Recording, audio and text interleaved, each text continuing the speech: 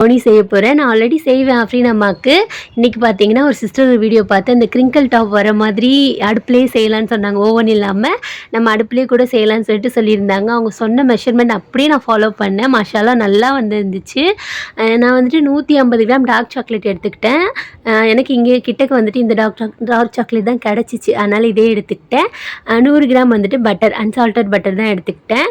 இதுக்கு வந்துட்டு அப்படியே டேரெக்டாக வந்துட்டு டபுள் பாயில் மெத்தட் பண்ணுவோம்ல, அந்த மாதிரிலாம் பண்ணாமல் நல்லா சுட சுட தண்ணியை வந்துட்டு இது மாதிரி தட்டில் ஊற்றி வச்சுட்டு கிண்ணத்தில் வந்து ஒரு சில்வர் கிண்ணமாக எடுத்துக்கிட்டிங்கன்னா மெல்ட் ஆகிறதுக்கு கொஞ்சம் ஈஸியாக இருக்கும். டேரெக்டாக நம்ம வந்துட்டு டபுள் பாயில் பண்ணும்போது அந்த கிரிங்கிள் டாப் மிஸ் ஆகும்னு சொல்லியிருந்தாங்களா. குட்டி குட்டி டிப்ஸ் தான் சொல்லியிருந்தாங்க. மாஷால்லா சூப்பராக இருந்துச்சு. அவங்க சேனலில் போடுற என்ன சொல்கிறது மெஷர்மெண்ட் எல்லாம் கரெக்டாக இருந்துச்சு. இப்போ இதை நான் மெல்ட் பண்ணுறதுக்காக அப்படியே வச்சுட்டு சுடு தண்ணி மேலே அது பாட்டுக்கு மெல்ட் ஆகிட்டு இருக்கட்டும்.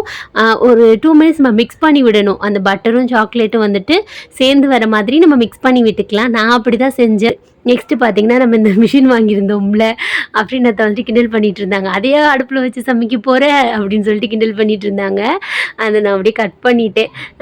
இது வந்துட்டு நம்ம அளந்து செய்யலாம், அவங்க சொன்ன மாதிரி நம்ம செஞ்சு பார்ப்போம் கரெக்டாக வருதான்னு சொல்லிட்டு தான் ப்ராப்பராக பண்ணிக்கிட்டு இருந்தேன். முன்னாடிலாம் என் இஷ்டத்துக்கு போட்டு செய்வேன், அதுவுமே டேஸ்ட் சூப்பராக தான் இருக்கும். இந்த கிரிங்கிள் டாப்பிங்காக நான் இந்த மாதிரி பண்ணிக்கிட்டு இருந்தேன். 75 கிராம் பார்த்திங்கன்னா ப்ரௌன் சுகரு, 75 கிராம் வந்துட்டு நார்மல் ஒயிட் சுகர் போட்டுட்டு மிக்சியில் அரைச்சி வச்சாச்சு. இங்கிட்டு பார்த்திங்கன்னா அது பாட்டுக்கு மெல்ட் ஆகிருச்சு. ஃபஸ்ட்லாம் நான் டபுள் பாயில் மெத்தடில் தான் மெல்ட் பண்ணுவேன். இதுதான் ஃபஸ்ட் டைம் நான் சுடு தண்ணியில் வந்துட்டு இந்த மாதிரி தனியாக எடுத்து வச்சிடுறது. கொக்கோ பவுடர் பார்த்திங்கன்னா இதுதான் யூஸ் பண்ணிக்கிட்டேன். 100 கிராம் வந்துட்டு மைதா மாவு எடுத்திருக்கேன். 20 கிராம் மட்டும்தான் கொக்கோ பவுடர் போட்டிருக்கேன். இதை வந்துட்டு சலிச்சு எடுத்து வச்சுக்கலாம்.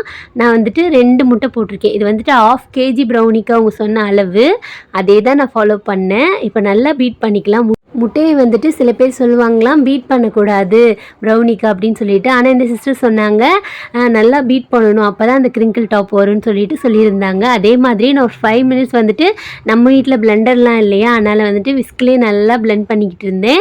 அப்புறம் நம்ம பவுடர் பண்ணி வச்சுருக்கோம்ல ப்ரௌன் சுகரும் நார்மல் சுகரும், அதையும் போட்டுட்டு நல்லா மிக்ஸ் பண்ணி விட்டுலாம். கழிச்சு வச்சுருக்கோம்ல கொக்கோ பவுடரும் மைதா மாவும், நீங்கள் கோதுமை மாவு கூட யூஸ் பண்ணிக்கிறலாம். நான் மைதா மாவு தான் இன்றைக்கி யூஸ் பண்ணியிருக்கேன். இப்போ வந்துட்டு வெண்ணிலா எசன்ஸும் கொஞ்சம் ஊற்றணும். கொஞ்சம் என்னென்னா பேக்கிங் பவுடர் போட்டுக்கலாம். அந்த சிஸ்டர் பேக்கிங் பவுடர் போட்டாங்க.